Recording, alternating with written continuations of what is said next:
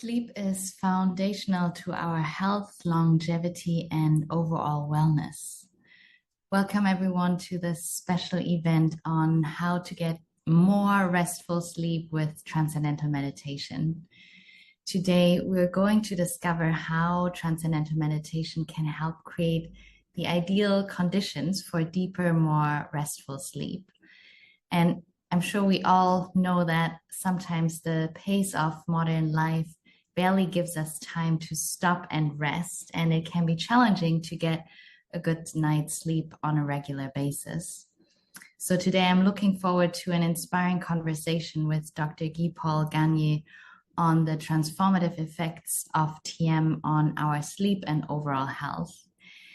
And Dr. Guy-Paul will be drawing on his extensive clinical experience and the latest scientific research to show how Transcendental Meditation not only improves our sleep quality, but also acts as a cornerstone for our overall well-being. And in today's session, you'll also have the opportunity to learn more about Transcendental Meditation, we often refer to in short as TM.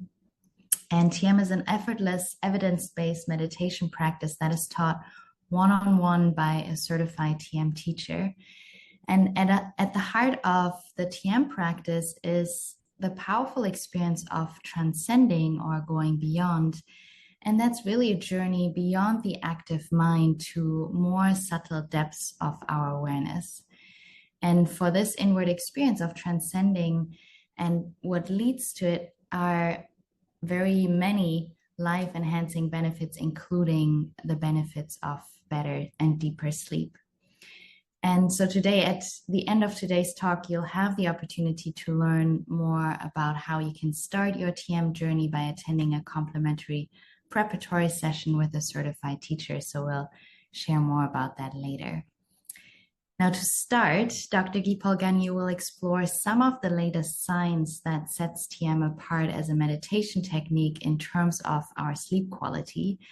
And he'll also share some practical recommendations on how to get a better night's sleep based on the latest research. So we'll start with a presentation by Dr. Gagne and then open it up to your questions during our live Q&A. So feel free to put your questions in the chat if they come up during his talk as well. Now, Guy-Paul, it's wonderful to have you with us. And before we dive in, Dr. Guy-Paul Gagne, let me take a minute to introduce you to everyone. So Dr. Guy-Paul Gagne is a medical doctor and former assistant professor in the Faculty of Medicine at McGill University in Montreal. And he has been a prolific speaker on maternity care and the scientific research on TM, including its applications in education and stress management. And on top of all of that, he has 30 years of experience in clinical practice, teaching, and research. So it's a real joy to have you with us today, Dr. Guy-Paul, and just a warm welcome. And I'm looking forward to diving into today's session. Thank you very much, Anne-Marie. It's a pleasure to be presenting on this topic, especially, I must say, I have a personal experience with this TM relating to sleep, and I like to tell this story because it's a lifelong experience I had with TM. I learned TM in the late 1970s when I was a medical student, I was studying as a resident in McGill University. And in these days, being trained in obstetrics was very demanding. I had to get up at night, being disturbed during my sleep very commonly. And I felt like, I was delivering these mothers, of their new baby, but I felt myself, I was like taking care of all of these nights, sleepless nights and everything like this. So, and of course there was the stress of the emergencies and, all these situations related to medicine that I felt I needed to protect myself, to be able to just keep going and not burn out or something like this. And so one night I was just reading a medical journal and I saw this article about TM, Transcendental Meditation, and it was written by one of my colleagues that I had the pleasure to meet just later, but it was just enlightening to me to read this because as a scientist, I wanted to go to something a solution that was proven. And in this article, they were mentioning that during the practice of TM, the oxygen consumption of the body drops immediately by 16%. I mean, twice as much as it drops during sleep after several hours of sleep. So it's like I saw in this like maybe a concentrated form of rest and sleep that I needed. So I said, it's a good idea, let's go for that. There were some other advantages described, but this appealed to me that for a very busy person and in order to save my health and well-being, that would be helpful. And I must say that, so took about a week. I found a center in Montreal and I met with the teacher and we got, my wife and I, we got trained into TM, and the very first time they gave me the practice and everything and I closed my eyes and applied the technique, it was like an immediate relief of probably, a few months of stress or so. It just went out. And it was very convincing. And I kept going until, now, but the thing is, as a scientist, I was always interested in knowing how it works. And then I had my personal experience, but I didn't know if it was because only of TM or some other people had the same experience or whatever. But when you look at the studies that came out along the way, always proved to me that the experience I had were matched with science. And so it kept me going. So I'm very happy to share this kind of experience that I had all along. And but I must say the mystery of sleep, it took a long time because I knew it had a very positive effect on me. But why and what was the mechanism of that? It was more like it took a long time. Actually, sleep is like one of these mystery of science that was cracked only maybe maximum 10 years ago. So we're going to go together and look at this science and why do we need sleep and what best can we do to get the best out of our sleep, and even during the day, how can we have these concentrated form of rest that would allow us just to be more energetic, more productive, and the brain working in a better way. So I'll just start sharing these slides. Great.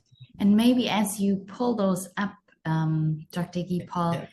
could we start, and you probably covered that in your presentation, a bit of that connection between transcendental meditation and sleep, and since people are new, maybe we'll start off, I think you're planning to start off with something a bit more about why do we care about, and like, how can that be related if we just close our eyes during the day and meditate, how can that affect sleep, and what's that unique connection between TM and sleep?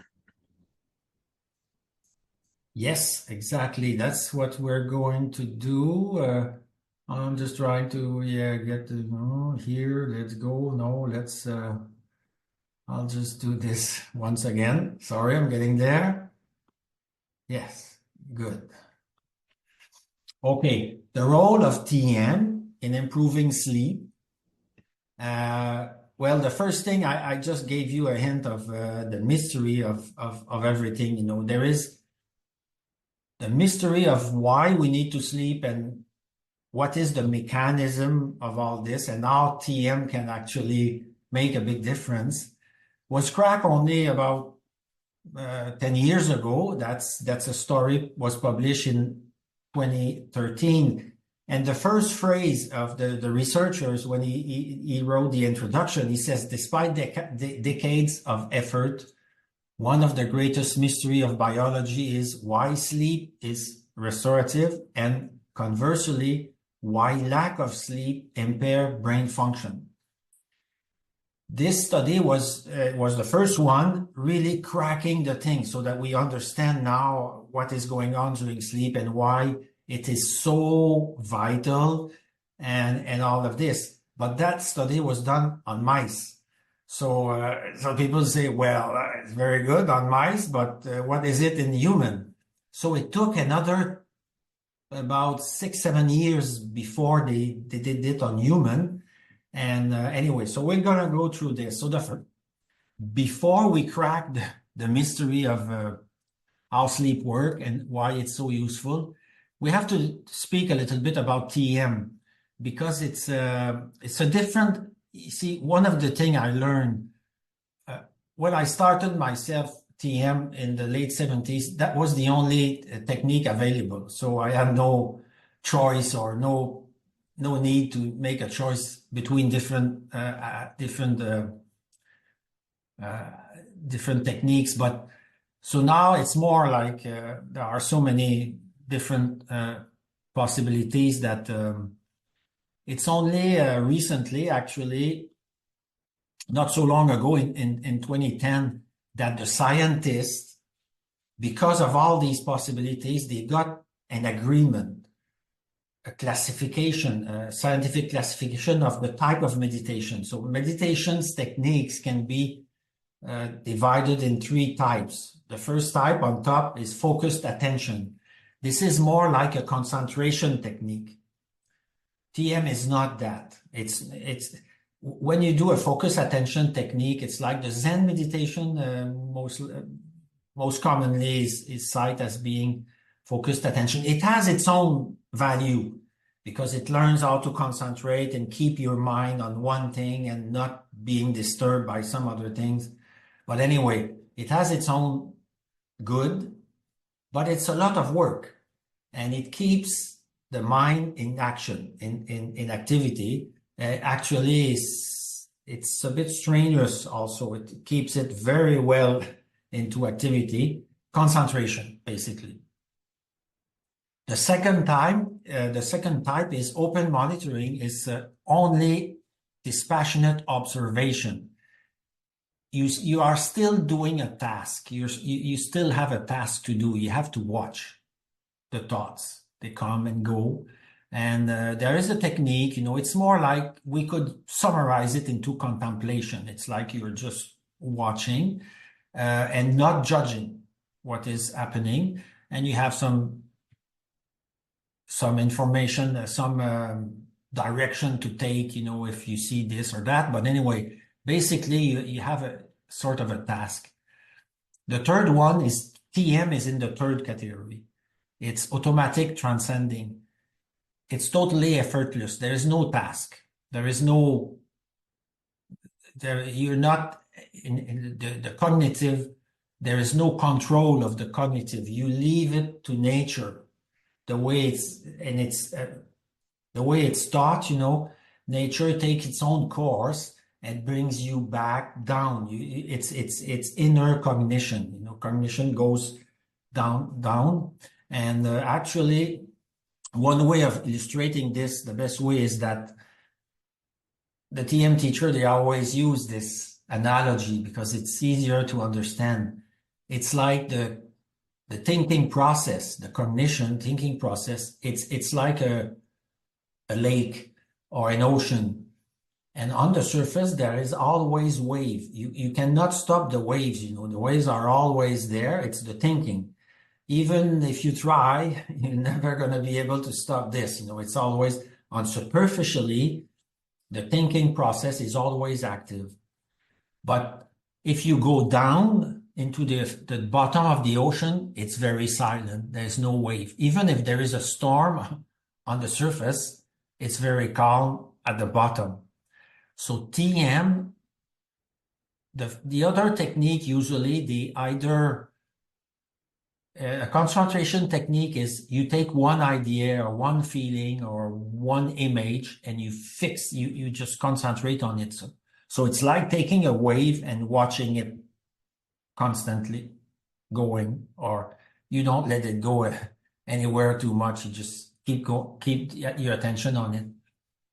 Open monitoring is that you're watching the wave and you don't mind too much what is going on, but it's gonna help you learn maybe about your feelings and the way to react to them and everything like this. So it has its own value. But TM, what it does is that instead of staying at the surface, you use a sound that has no meaning, like it's called a mantra. And instead of just fixing anything, you just quietly use it. And there is a way that the teacher, you have to learn this privately with a teacher, and then the teacher will teach you what to do. And then it's very natural. Boom, you go to the bottom. And then at the bottom, it's very, very quiet. You experience this silence that I told you about. That was my experience also at the very beginning. It still is today. But you reach the quieter level of thought until the source of thought, and then it's very silent there, and it's effortless, very natural. So because of that, TM is unique. It does not create the same effect. Other technique will have their own advantage, but TM here produce a unique state. Now we understand, more, because at the beginning in the late 70s, they taught us this waving thing, and then you go down. But then now with brain imaging, we can know what is going on actually really during the practice. And it creates the experience of what they call restful alertness. Restful alertness, why? Is because during the practice, you see this is the brain here during the scan, and what is red is increase of blood flow. More activity is in red, less activity is in blue. So more activity at the higher part of the brain. The higher part of the brain is the thinking brain. That's the thinking and making choices and even looking at things or concentration or whatever. It's always the top of the brain. The bottom of the brain, the lower part of the brain, is the automatic pilot of your body. It drives respiration, temperature, glucose, cholesterol, you name it, all of these things that the body does, hormone secretions and blah, blah, blah, without you having to take care of it. It does automatically. So you see here during TM, and this is very unique. Many other type of meditation technique will light up the brain at different place, the higher brain, but none of them, and I've seen the research about many, many different kinds of research on brain imaging, on different kind of meditation, none will give this rest of the lower part of the body. What it means here is that all of a sudden your body goes to a deep state of rest. This is why the oxygen levels consumption start to drop, because if you rest and rest and rest, oxygen level consumption you need less. Actually, the breathing also slows down, and there is some pauses here and there. Anyway, so it's very profound rest of the body while the mind is very active. So that's why they call it restful alertness. And it's very unique. It's nice to know that it's important to know that TM will bring this, because all the benefits of TM can be derived from this very unique state of experience. Anyway, so that's why it's good to understand. And now You see, I'll give you an example, practical example of what is restful alertness, okay? Restful alertness, I like this study because it shows both. This is a study that was done in the US, or teenage having borderline high blood pressure. In the US now they have, and also in Canada in some way, but they have a kind of an epidemic of high blood pressure on teenage, especially the racial, and so for these young to take pills for high blood pressure for all their life is quite something. So they were looking for some alternative. So they said, maybe we should start TM. Try TM. So they took a group of students with borderline high blood pressure, and they taught them TM.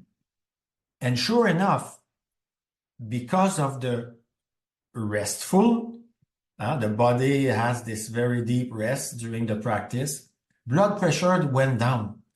Only after 2 months, they had a very significant difference between the two. Okay. And then, surprisingly, after 2 months, everybody was happy that it worked. And they were doing their practice of meditation in class, morning and evening before they go home. Then after that, the research project was over. And so the kids went and do their own life, live their own life. Some of them kept going with TM or not. We don't know exactly. But anyway, the researchers, they were happy to get back. After 8 months, the blood pressure was still low. It's like the body just switched in another way of functioning that is more restful, more economy of energy, if you want. And then it wash away these stresses that are responsible for probably the high blood pressure that these people have. Anyway, so that was restful. Now, interestingly, during the same time of the study, they went back at the school and saw the report, the report of infraction, absenteeism, and suspension rates and stuff like this. And then what they saw is that on top of being in better health, lower blood pressure, less stress, they became better students. These students practicing TM, they had less problem at school. They had, actually, we know now they have better scores, but also they had a beneficial impact on absenteeism, rule infraction, and suspension rate, meaning that their thinking was more clear, decision making was better, and they were more keen to learn instead of saying, "Oh, well, school is no good, I don't need that." Okay, instead of having short-sighted vision, they had broader, longer time vision. Like, if I go to school, I'm going to be better off in my life. See, that's long-term planning. Short-term planning is, well, school is no good. I don't learn much there. I'm going to go run my bike in the city or something. So anyway, so they became better. So this is alertness. This is what we mean by more alertness. You actually change without knowing the way of thinking. Anyway, so this is a good example of restful alertness. You have restful and alertness on the right. So you understand now what is TM and restful alertness. So here is my experience of when I was able to find this graph that I looked at 50 years ago, almost 45 years ago. So it said, that it's Harvard Medical School measured the oxygen consumption during the TM practice. And what they saw is that as soon as you close your eyes and you start the practice, oxygen consumption will drop by 16%. 16% lower than at the beginning. And that is almost immediate. Compared to sleep, where you need 4, 5, 6 hours before you get to the bottom of the oxygen consumption, that is about 9% or something like this. You see, it's much deeper and it's immediate. So this is what just convinced me that, oh, there's something important. There's some very deep state of rest. And I just showed you that on the health, it's very positive, and it's also very positive on behavior. So that's one thing. But remember this drop of oxygen consumption, because I'll come back to it during my presentation on when we get into sleep. It has a role to play during sleep, because oxygen consumption during sleep drops also, and it does a big difference in the mechanic of purifying the brain and so on.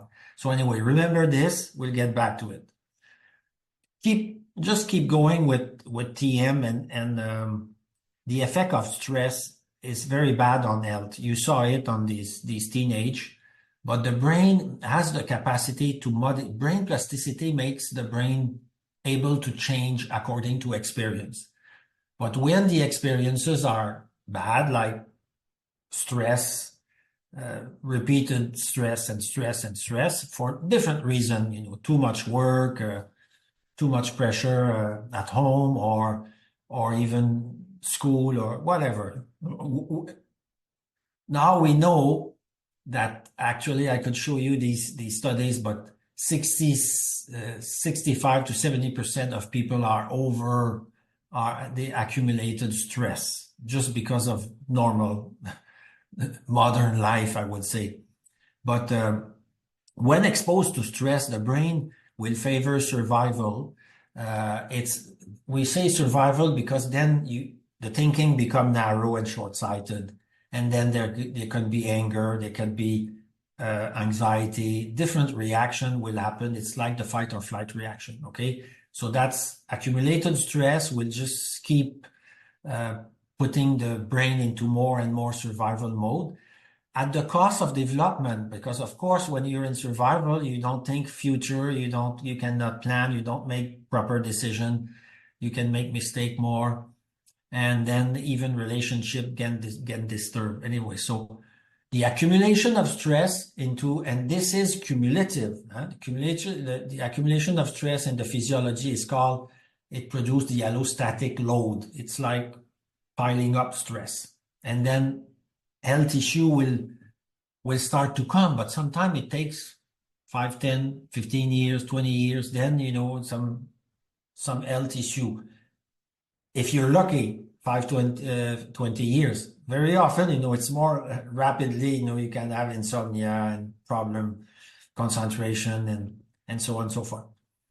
Anyway, so I just want to summarize here that TM was shown to reduce this allostatic load. It reduces the level of cortisol. Cortisol is the stress hormone. Here, there are two research were done with the young student. A group was practicing TM, another group was not.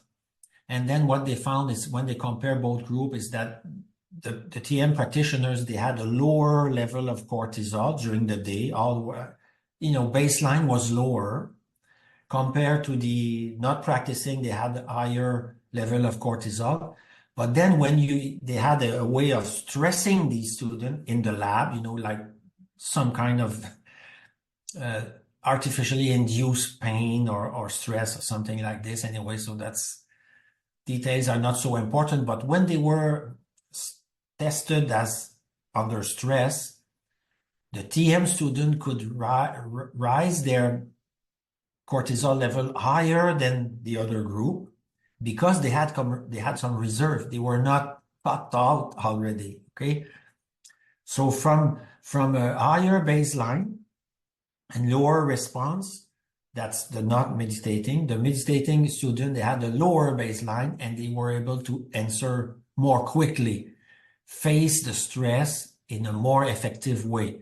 We call this resilience to stress. Stress is not always bad. You can have some of it. It's just helping you deal with reality, with the ups and downs of life. But the problem is that if this is an example. It's just a chart showing this. This is the cortisol level. You know, when you're under stress, it goes up, and then hopefully it's going to go down to normal. But the real life is more like there's another stress, and then eventually it doesn't go down after each stressful event, and then you end up with an higher baseline. And the difference between this new higher baseline and the normal one is the allostatic load. It leads to a lot of health issue in the future. So I'll just show you here. So you end up like this, you know, you're just surviving at the top. But when there is a need, you see, if you have a bigger stress, you cannot give more reaction because it's already too much. Okay, so that's a bit the way of understanding this. And the TM practitioners in these studies, they had this kind of reaction. Yes, if there is a stress, they would go up and then even go up, and then a bigger stress even higher, but then after that go back to normal. So that is resilience to stress. TM allows the physiology to get rid of stress accumulated long time ago, but then also not accumulating too much anymore.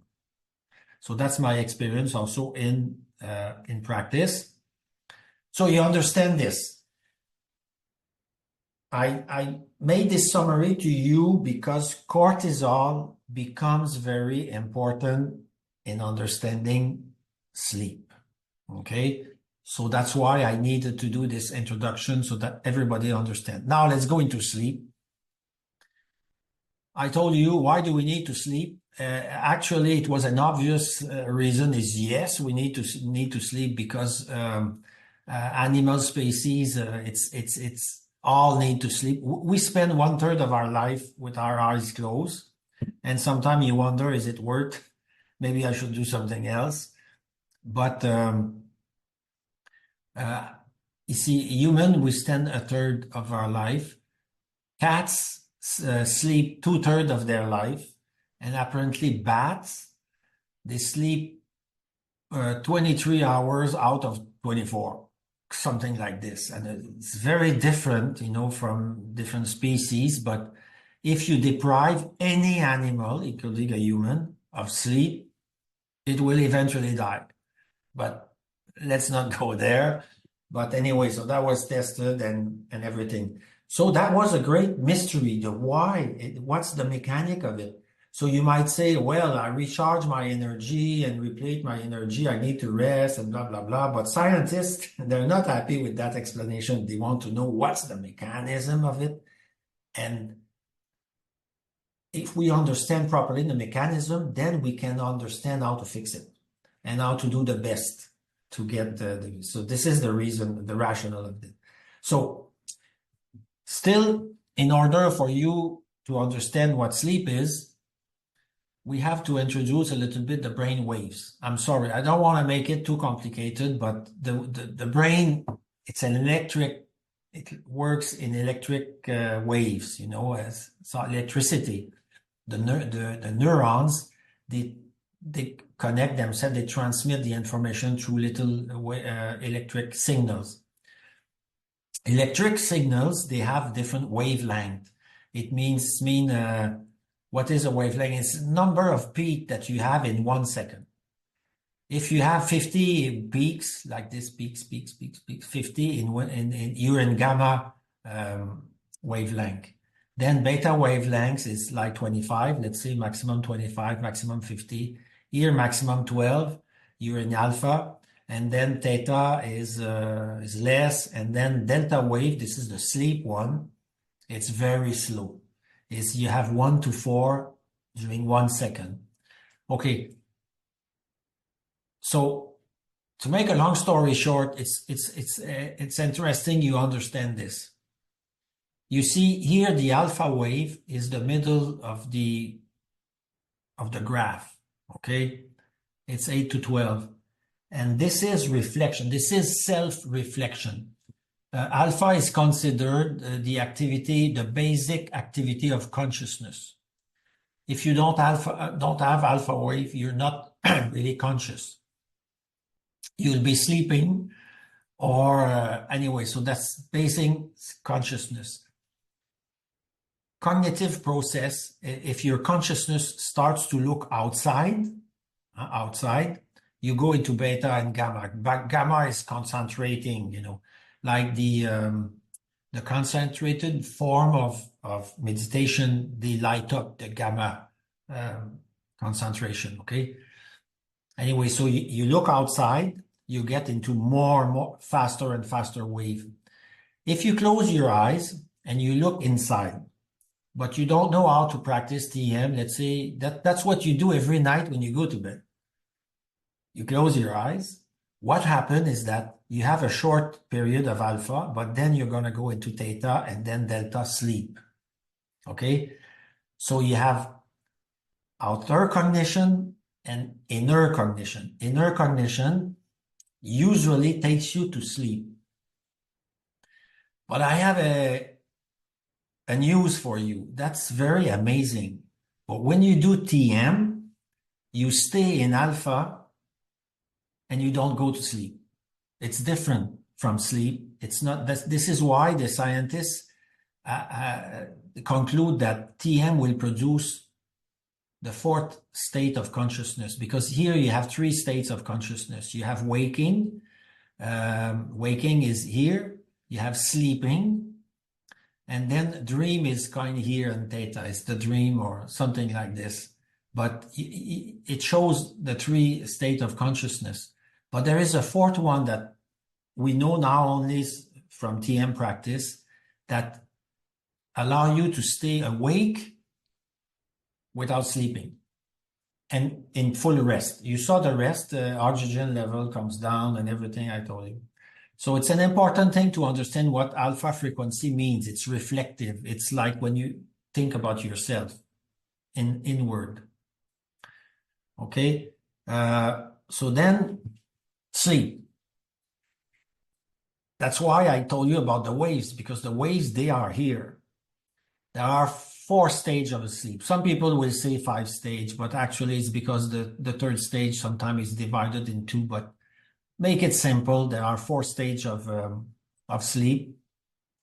Falling asleep, it lasts only a few minutes. It's alpha. Your brain, you close your eyes, you put your head on the pillow, and then the alpha wave will be there because your eyes are closed. And then it's going to take you to more like stage 2 is light sleep. The brain, during light sleep, the brain consolidates its memory.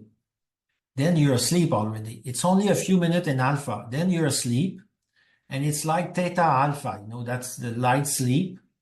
You're not into the delta, the very slow wave at the bottom. Okay. You're in alpha theta. And this is, during that time, your brain decides on your activity of the day, what is important to keep in your memory and what is not important, and just leave it out. It consolidates your memory. This is why we say that everybody wanting to learn anything, let's say if you learn your exam and you don't actually sleep, and then you spend the whole night study the exam, and then in the morning you write the exams, no good, because you will not have consolidate what you've learned.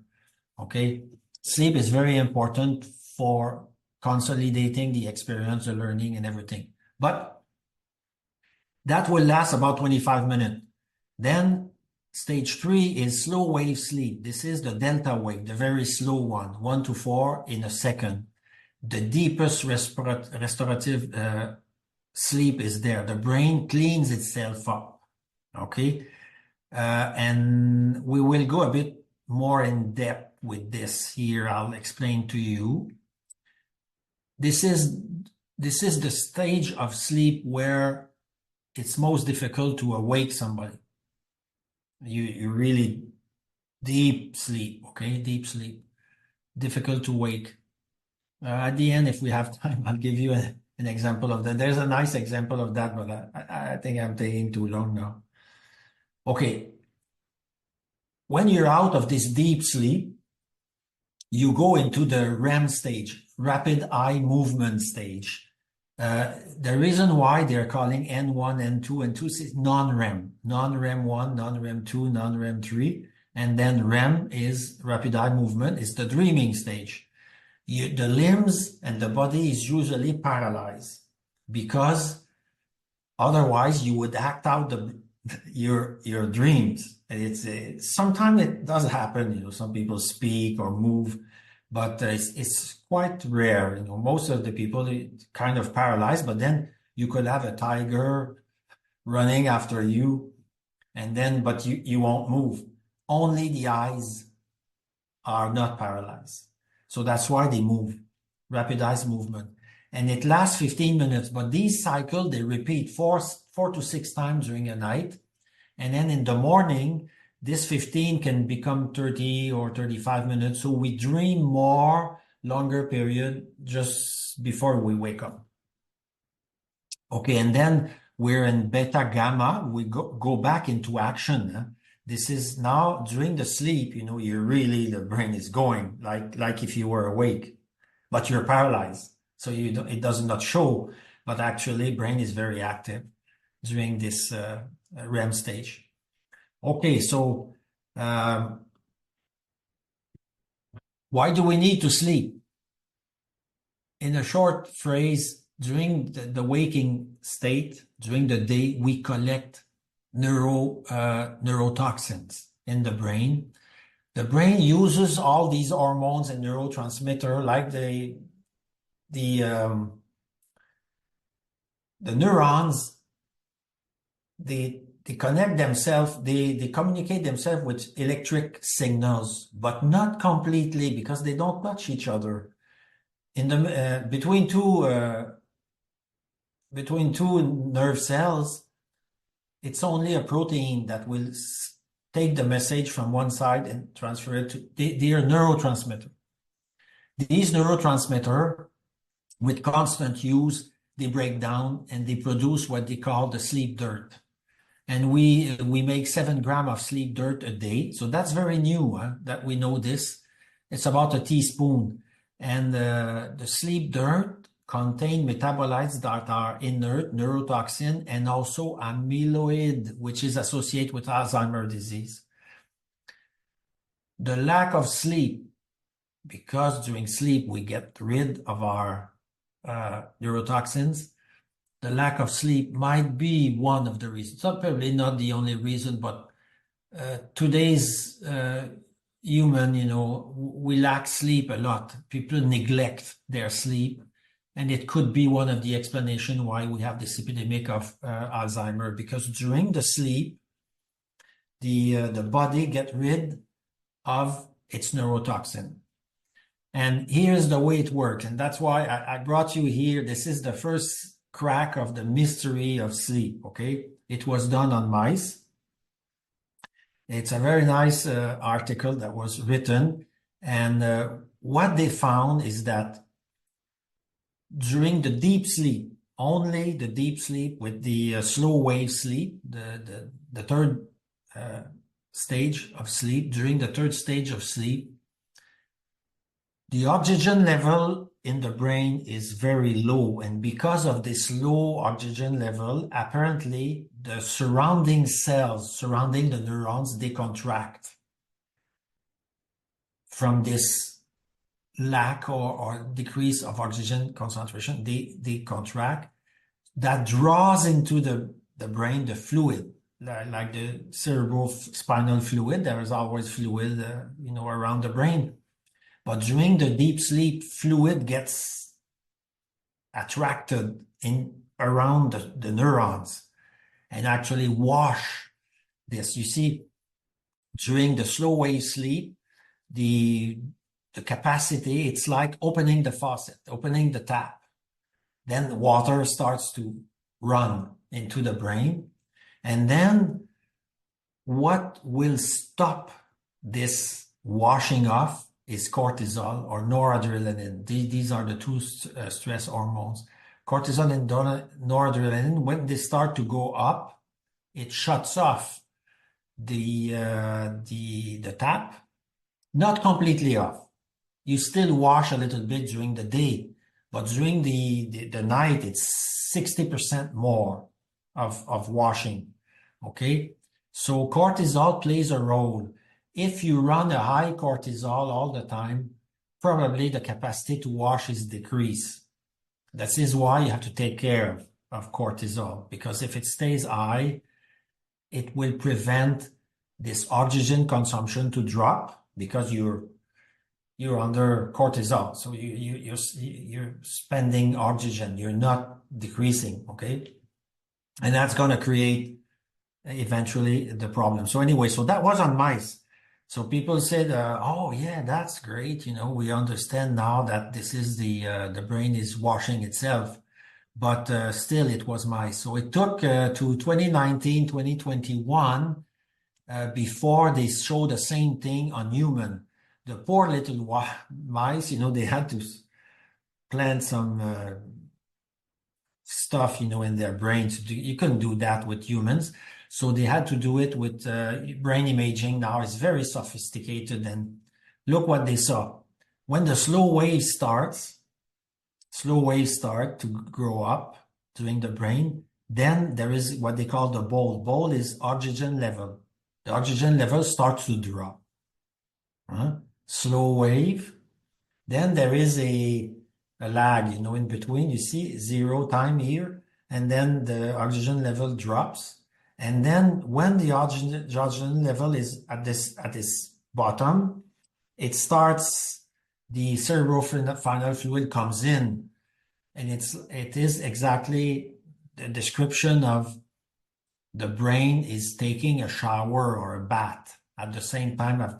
So the researcher said, we knew there were electric slow wave, but we never realized there were a wave in the fluid also. So the fluid also comes like wave, like the ocean, like coming and going to wash. So it's very interesting.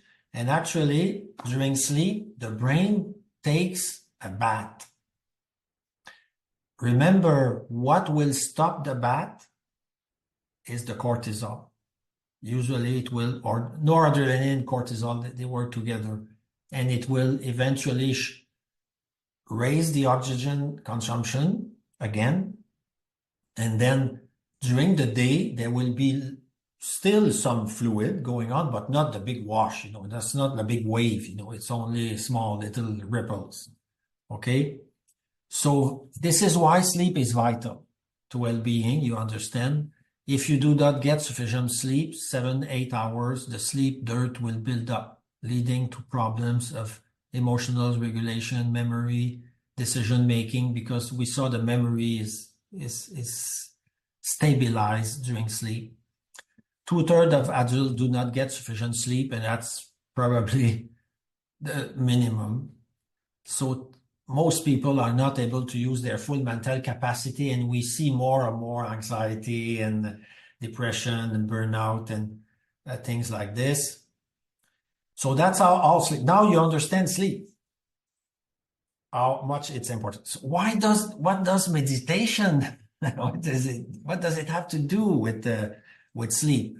The first study ever that was done on meditation and sleep, any practice of meditation, was done on TM in 1997. And they showed actually that TM meditators spend more time in the slow wave delta sleep. Slow wave delta. More time into this washing off of the toxic, neurotoxin and amyloid in order to prevent eventually Alzheimer. Now, if you ask me, will TM cure Alzheimer? I would say probably no, because people say now that when you have Alzheimer, it's been prepared into your body for the last 30 years, 40 years. So it would be a preventive thing. Like, it's best to do it before.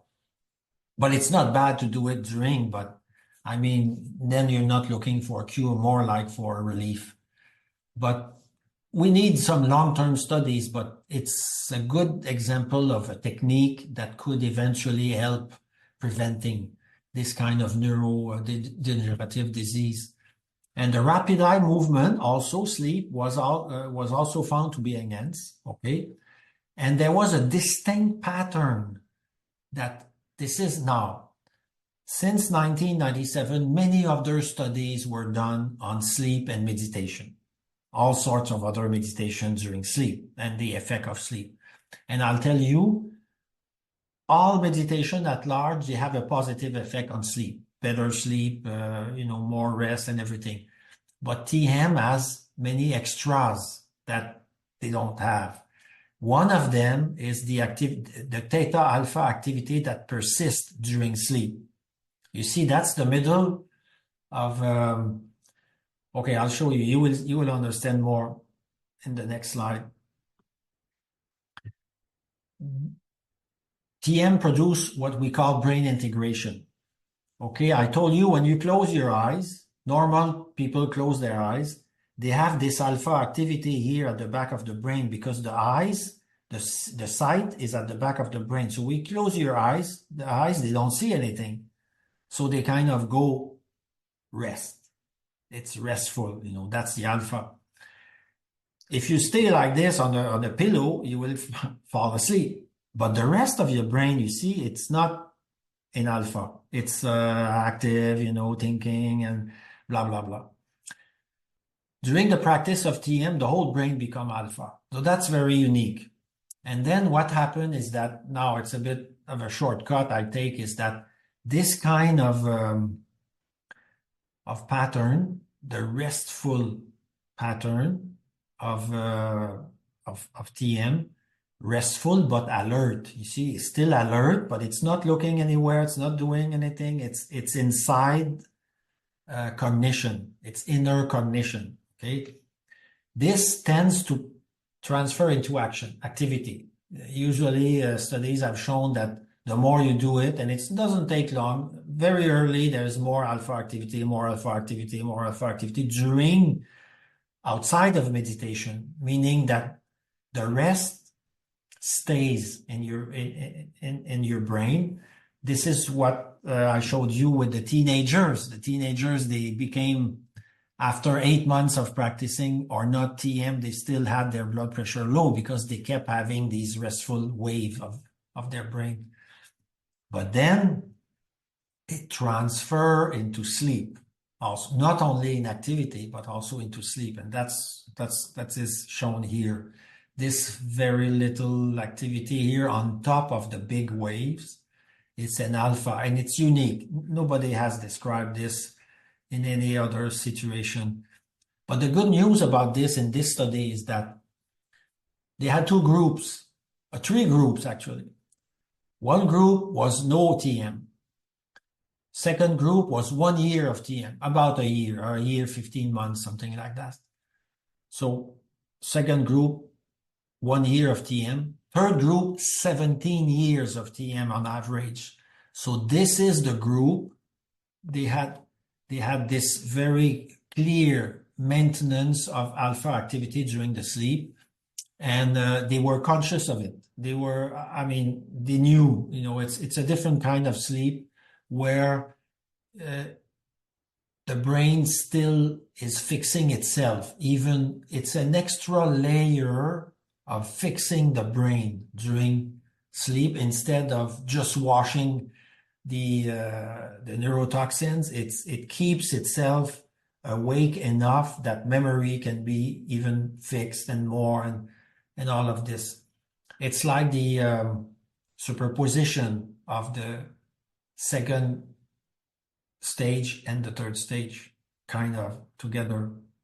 So you're not wasting your time. You do more than what we normally do. So this is brain integration that goes. So that's one thing, an extra level of advantage, TM, in regard to sleep. And then you have the neurotransmitter. Neurotransmitters, these are the hormones, sending the signals. TM enhance the melatonin level, which is the one that take you to sleep. And serotonin, the rest and fulfillment hormone, they are both, actually melatonin is a, serotonin is a precursor of melatonin. Anyway, they're both together. And noradrenaline also is enhanced. And dihydroepiandrosterone, it's a big deal, but this is an aging hormone. Actually, this is when if your DHEA drop too much, you get older and older, and then so you want the DHEA to be higher. So it is increased and higher in TM practitioners. And because of that, older meditators retain the sleep pattern of younger non-meditating control. That was studied also because sleep tends to get a bit more disturbed as you age. If you practice TM, you sleep like a baby. Some people can say. You can sleep very soundly, very nicely. So that's basically what they found.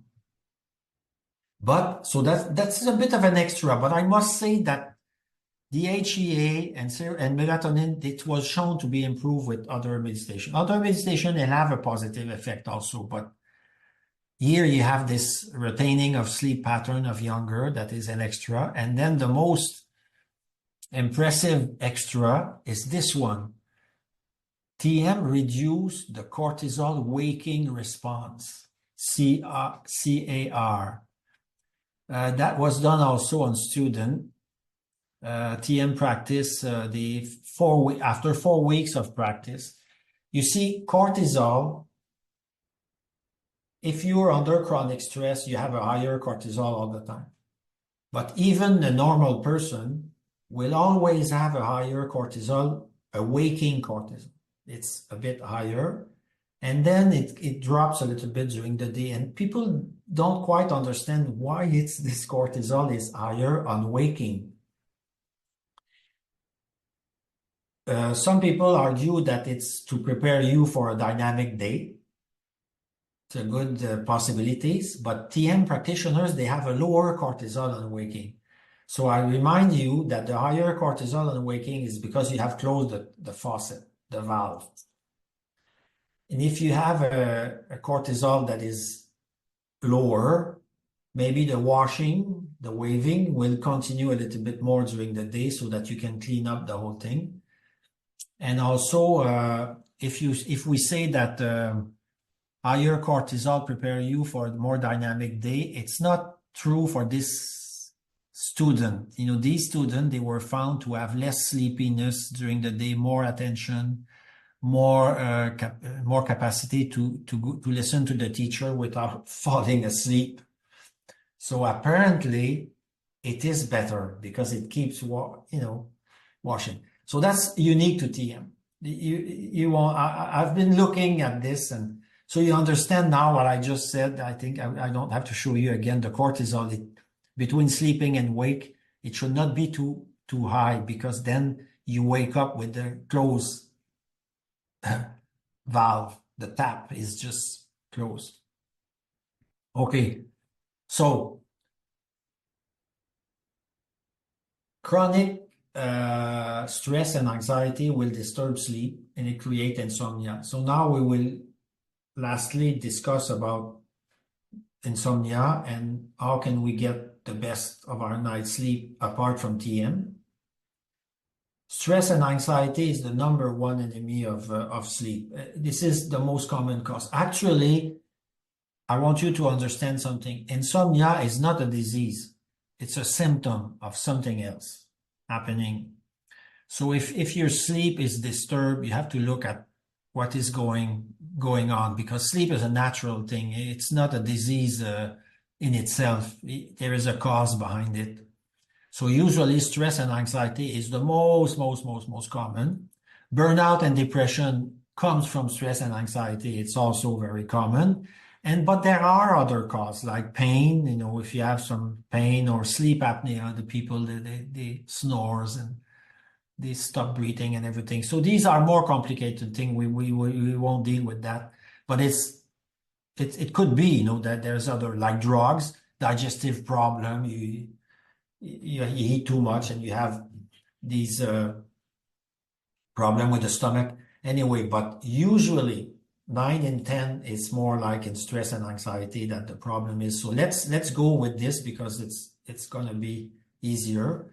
The first study ever that was published in 1985 about insomnia, that TM could cure or at least improve insomnia, was done on Vietnam war veteran.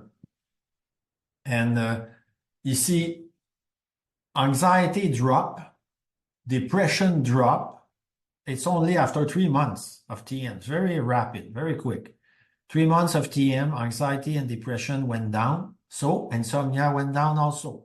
So insomnia is a symptom. If you treat the anxiety, you treat the other symptoms, insomnia will improve. But still, the rapidity by which it does it, it's surprising because you will see there is another study here more recently that was in 2023. It was on healthcare providers during the pandemic. They were under a lot of stress and they decided to learn TM just as a group. You know, there were 65 healthcare providers. There was a match control. And then watch this. Anxiety, depression came down by 45% in only 2 weeks. They were very, very surprised, the researcher, about this result. And I am also very surprised always because the washing off of, the stress and everything, and the brain became more clear and there was less pressure. This allostatic load was reduced a lot, only in 2 weeks, and then in 3 months, 63%. So if you get rid of anxiety, insomnia just follow the same thing. So it just says that taking care of stress and anxiety is probably the first thing to do when you want to improve your sleep. Another study about physician, same thing. Insomnia went down, depression went down, physician burnout went down also compared to a control group. And also you have there is a meta-analysis that was published in 2012. Meta-analysis is when they take all of these studies together and add them up and see what the difference is between. So what they found here is that TM has always a large effect size. Effect size is the size of the effect, if you want. It's usually on 10, and then you have 9 on 10. Other studies like open monitoring and focused attention that we saw before at the beginning, they have an effect. I said, it's a like more moderate effect size, large effect size for TM, probably because of the washing off of the neurotoxins, the lower cortisol at waking cortisol, the lower cortisol all over the day. These are things that you don't have the full blown of this with other techniques. That's why. So anyway, another study showed the same compared to different relaxation, progressive relaxation, or relaxation, other meditation. TM was better. Actually, I looked at this meta-analysis of everything between 2014 and 2020, and TM reduced stress in all population that had been studied. PTSD. Now we can add to this the physician, because that's 2023. It wasn't there. Physician, war refugees, administrator, nurses, teacher, grade school. Everything that they studied was always gave positive results. So it's a good start to improve sleep. Now, 10 tips to get better sleep. Let's go at, you probably know most of them, but we'll take them quickly one by one. First, take care of stress and anxiety. In many, you will read on the web, take care of stress and anxiety. Maybe don't take care of your job. Don't go into stressful situation. Make sure well, I like these advice, but how can you take care of stress and anxiety. Sometimes you have a power on this, but very often you don't have the power because life is life. So take care of stress and anxiety if you can, if it's possible. But if you feel like it's not easy, you know, to change your work, change your partner, or change whatever is happening, it's sometimes difficult. Practice TM would be a way of getting some results and be more resilient. Okay, that's another way of doing. And then practice TM because of everything I told you. Its physiological effects are positive and they should help to sleep. You have more slow wave time so that you can wash off more. Cortisol is lower and so on and so forth. Develop a regular sleep schedule. 7 to 8 hours of sleep seem to be about the minimum. It can be, some people might need less, but sometimes they think they need less, but it's not true. But anyway, 7 to 8 hours, and sleep before midnight. Actually, the best is be in bed at 10 because the best quality and quantity of slow wave sleep is before 2 o'clock in the morning. After that, you start to wake up and dream and all of the other phases. But the big sleep, the big amount of sleep, the restoring sleep is before 2 o'clock in the morning. Don't go to bed at midnight. It's too, you won't have time to go to deep sleep. Best time is around 9 or 10. Don't drink caffeine or smoke. It is well shown to disturb the slow wave sleep. The caffeine and nicotine, and same thing with alcohol drink. It may seem like a bit of a relaxing thing, but it disturbs the slow wave sleep. Get regular exercise, but not before you go to bed, because then it's best to have a quiet time before going to bed. Like put together a relaxing sleep routine before bed. Don't watch TV a couple of hours before. Stop looking at the phone and computer like I'm doing now. But anyway, so that's a more routine. Also, maybe take a bath, take it easy. Don't go into big discussions and just read a quiet book and stuff like this. Don't watch TV, computer. Create an ideal environment, dark room, silent room. Of course, all these outside factors can play a role. But, and then there is a different position in the scientific literature about if you cannot sleep, should you get out of bed? If you practice TM, it's not necessary. Especially, but even if you don't practice TM, if you cannot sleep, don't keep watching the clock and don't get out of bed doing something else because it's not going to be really helpful.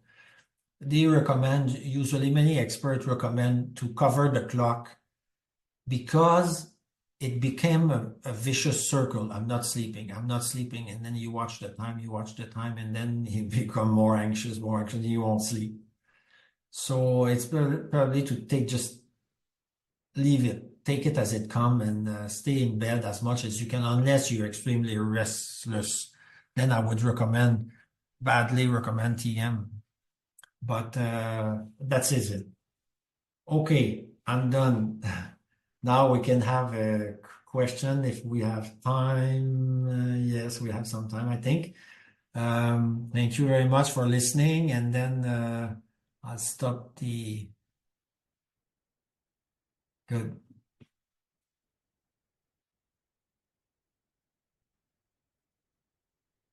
Oh, Thank you so much, Dr. Guy Paul, for this enlightening presentation and all these insights on how we can improve our sleep. Also, the intricacy, really, in how our like cortisol levels and other things play into sleep that happens during the day. So it's not only when do we go to bed, but it's a quite sophisticated process.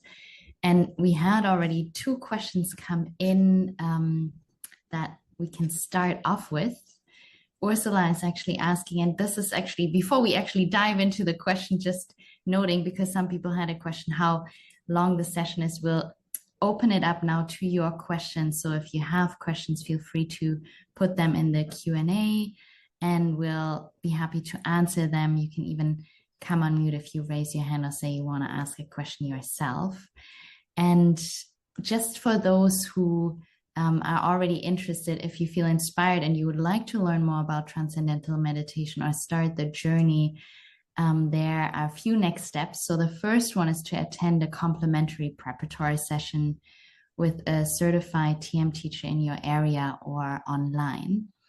And during that session, you'll be able to learn if TM is a suitable practice for you and how it applies to your more unique situation.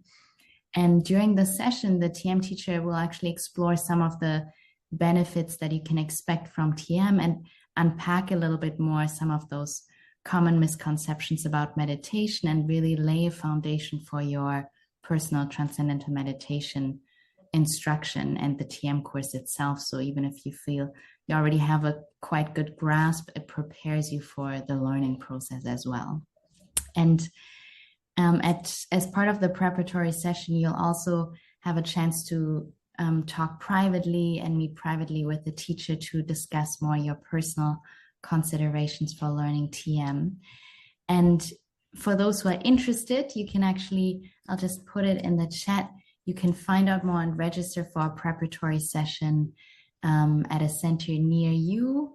Or if you're a little further away from a TM center, you can look at any center close to your area and look for an online preparatory session as well. And yeah, we'll be happy to assist you too. If you have questions about that, feel free to put them in the chat.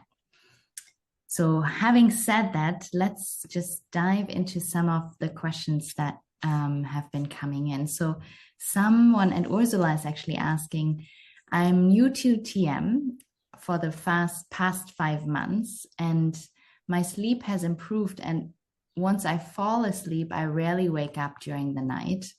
However, I still have some or extreme difficulty actually in falling asleep, sometimes taking more than an hour. How can I improve this problem? Thank you.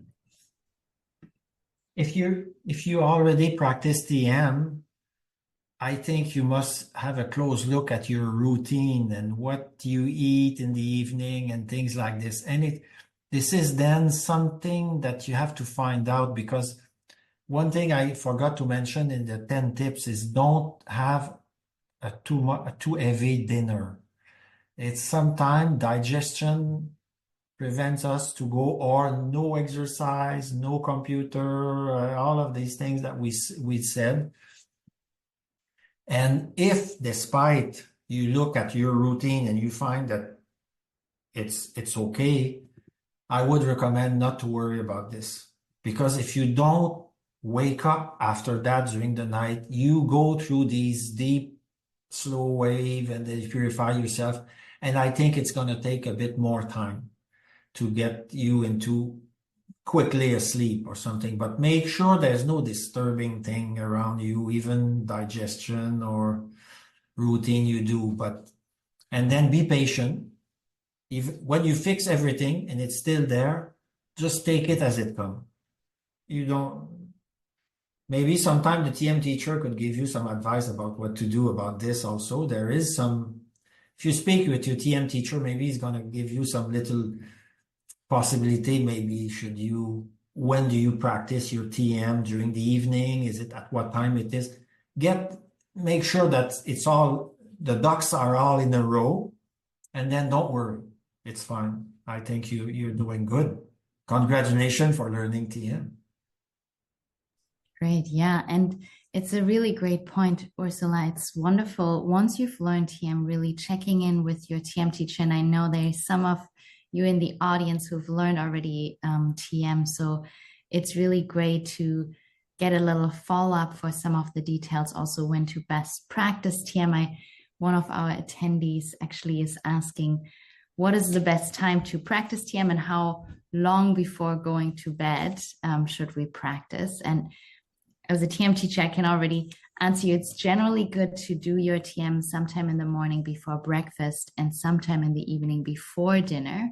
So ideally earlier in the evening or late afternoon or even mid-afternoon. For some people, it can be, you just want enough time after lunch so you can properly digest, but more towards late afternoon, early evening. For some people who start their day very early, you may already have that afternoon dip or fatigue early in the afternoon, so you can do your second TM then. And for those who haven't learned TM, you'll learn all those details more during your TM course too. How do I fit it in my schedule? How does it work? How does it become, feasible, even if you have a very busy schedule? And Dr. Guy Paul is a living example of a busy schedule, and yet, how he manages, because with that productivity and effectiveness that you gain in your activity from that rest during TM, it really gives you more clarity and not, only really the daily activity, not only sleep. So, and Dr. Guy Paul, if you want to add to these points, please go ahead. Oh yeah, no, that's you said it very well, but no, let's keep another question, and then if we have time, I'll tell my story at the end, maybe. Yes, we'd love to hear your story. I think even if we take a quick dive, I think that. But that's you see, when we look at the effect of TM on sleep, and that's the persistence of alpha activity during the slow wave. Huh? What does it mean in practice? Okay. And I have a story about this. Some years ago, I looked at the paper and I saw that there is, maybe you remember this, but that was published. There was a flight. You see, the pilots were in the plane, and there's two pilots in the cockpit. And you see, when they have to do these long flights, to Australia or something like that, they're allowed to nap. They're allowed to nap, providing someone is still, awake. They're allowed to nap. So this I think the pilot was napping, and the co-pilot, at some point during the flight, there was this, but they're allowed to nap no more than 20 minutes. And do you understand now, if you listen to my talk, why not more than 20 minutes? Because after 20 minutes, there is some possibility that you'll go into slow wave sleep, which is more difficult to wake up and blah, blah, blah. Okay. So it happened that an alarm came on in the plane, asking to check because of a possible stall, like the plane is slowing down too much and then you don't want to crash or something. So anyway, so the co-pilot just wake up the pilot, okay? So the pilot apparently woke up and put the plane into deep dive, just like this. He did that. And then there was the people, the passenger in the cabin, they were having lunch and everything. So it made a big mess, and it was reported. And then there was this inquiry about the accident, and they found that the pilot had slept too much, and he was in deep sleep, unaware of anything. So when you wake up from deep sleep, normally, you're lost. It takes you 5-10 minutes to realize where I am, who I am, what's my schedule today, is it late, am I late, or sometimes the alarm will sound and then you don't know where you are, okay?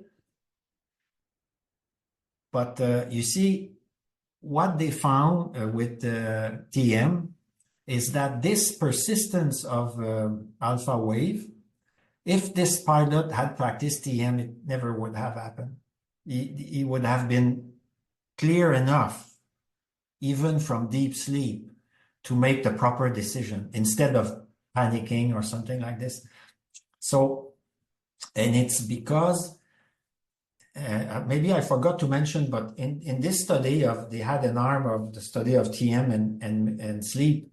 They had no meditation. They have 1 year. They have 17 years But the 1 year practitioner, they had some activity of, so from the day you start TM, but they were unconscious of it. I mean, the 1 year they didn't have, but the 17 years they had very conscious awareness of, okay, yeah, every time they interview them, and it's very nicely written, some kind of experience like, when I wake up, I'm immediately available. I know you have you have a continuum of awareness between the time when you fall asleep and the time you wake up. You know what your project is today. You have no confusion. Confusion in sleep does not exist anymore. And it starts, I think the first day you start TM, you will start building up this consciousness during sleep, but it may become conscious only much later. They call it witnessing, but I don't think witnessing is a good expression to describe this. But in my work, I had to be woken up it's the nature of my work. I go to sleep, and then this lady is in labor, and I give some indication to the nurses. I make a visit, and then I find everything is okay. So please keep going like this, reassure them that everything is okay. If there's anything, you just wake me up. So this is quite a job, to do and to be an obstetrician. And I found over time, during these years, that I never had confusion when they wake me up, like the pain. It's been always like, if I say to, so this is a practical example of what it does during sleep. It's very unique. I don't think it's described in any other situation than TM practitioners. And you start to build this wake.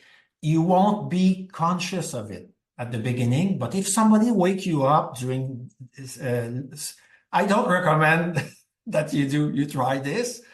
But if you have to, like siren come in, or you will be more fresh quickly.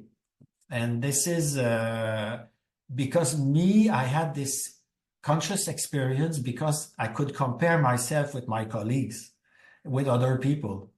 And the nurses would tell me sometime, when I call Dr. So-and-so, he says he's coming, and then I hang up the phone and he's not coming. He doesn't come, then they have to call me because they know that I'm going to be coming right away. So that was this kind of experience that it's worth fixing your life around TM, that I know it's difficult for most of us, we have busy schedule and families and everything. And then when I'm going to be able to put the 20 minutes here and there, don't think about this, because the teacher will tell you, and then it's going to fix itself. And you will be more able to think clearly and find a solution. And then you'll be better off all the time. There's no only a good thing can come out of it. That's amazing. Thank you for sharing the story. I think and we all remember often when, we were in the middle of sleep and we get woken up, and how that changes with time with TM, that there's more a readiness, and yet that restful alertness, along with resting in sleep and that deeper sleep that, even Ursula describes already after 5 months of practice, even though there may be still some things that take a little more time, like falling asleep, and yet how quickly our system can adjust and settle into a more restful state, and then be more available quickly, which is really peak performance, coming to responding Absolutely. quickly to And I think also there is another aspect that we need to do some research about this, but you see, when the oxygen level drops by 16% right at the beginning of the practice, it probably you open the tap, because that's the mechanic of cleaning your brain. It opened probably the tap of, because this is on the mice, that's what they found. Huh? Oxygen level drop, the fluid get drawn into the brain. So probably when we practice TM, okay, we have better slow wave sleep, we have blah, blah, blah during the sleep, but I cannot say for sure because there's no research proving it, but it would be logical from what we know that when you close your eyes and your oxygen consumption drops by 16%, the washing starts. You know, it's like pressure washing. It's not like the usual bath, you know, it's like 16%. Probably. And this would be why every time you close your eyes and you practice TM, after that, you're energized. You're more clear. You're more fresh. Fresh because you went through the car wash. Your brain. It's a very interesting question that you just related, because someone asked that question too about the drop in oxygen, which often we think, we should have oxygen when we sleep. So we thought having low oxygen levels in our blood was a negative thing. But as you described, the drop allows those, vessels in the brain to open up. Open up. Exactly. Yeah. And then I was to say, this drop of oxygen, that was well studied also. You see, during TM, the breathing slow down. And then people have said, if the rate of breathing slows, instead of having, let's say, 15 breath per minute, I drop to 10 or something like this. Okay, you drop the frequency of breathing. There must be an increase of volume for every breath because you need the oxygen. I mean, if you breathe slowly, you're going to end up, normally, logically, you would say, I'm going to become weak. But in fact, guess what? They did not find that. They found that the breathing slows down, but the volume for every breath of oxygen that you take is the same. So overall, the oxygen consumption is less. So it's a bit of it's a super economy of energy, economy of, and probably we didn't know, but because of that, oxygen consumption decreased, probably the vessel open up and then you get pressure wash. Very fascinating. Yeah. Now, final question, and I just want to hear your final recommendations too for people. What's the key takeaway in terms of a good quality sleep? Now, Brian is just asking, is there a reference for restful alertness and fMRI, the slide that you showed with the brain image? And maybe we can provide that even after if needed. Brian, you can email us and we can send you that reference. It's published.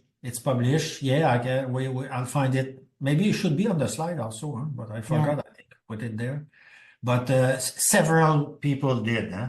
I know it's in Pennsylvania. There is a radiologist called, forgot now, but anyway. And I met this guy, and he's a freak of.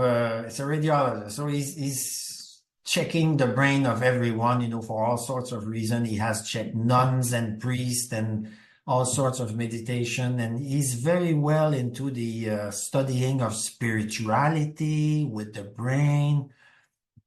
And he has published a lot. And he has published on TM, the fact that this is what we show. And I met him he was presenting this in a medical, and people stood up and said, have you seen in all of your work this image that you showed us about TM?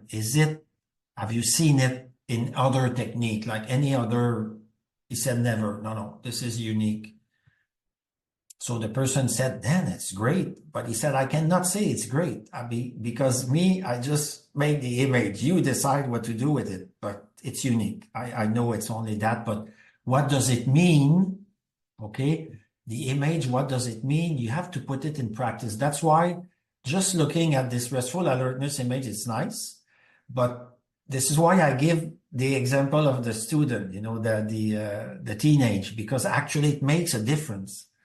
It makes a difference also. The restful alertness, the American Association of American Cardiac American Heart Association. Art Association made a statement in 2013 saying that they've looked at all meditation, all sorts of meditation. Only TM is able to reduce high blood pressure, and only TM was able to reduce mortality from stroke, cardiac disease, and big thing, 20%, 45% decrease in cancer. It's a big thing. And it's independent. They just looked at the research and they found that TM is the only one. And I will say, now we can confidently say that this is because of restful alertness, that it does this. And other meditation don't do it. Other meditation, they have their, I'm not saying they're wrong, If you're practicing another meditation, you probably have good experience. I've met people, and they usually will release anxiety and stress also, but not to the same level.